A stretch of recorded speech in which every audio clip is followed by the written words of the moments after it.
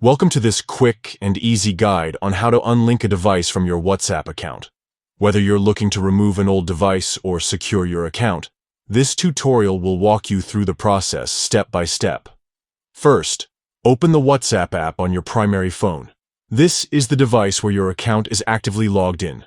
Once the app is open, look towards the top right corner of the screen. You'll see 3 dots. Tap on them. This will open a drop-down menu.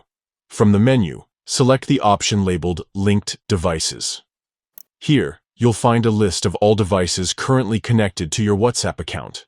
These could include browsers, tablets, or other phones that have access to your messages and account data.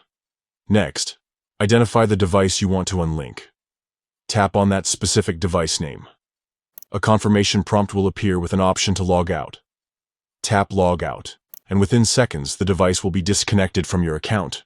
You'll notice it disappear from the list of linked devices. And that's it.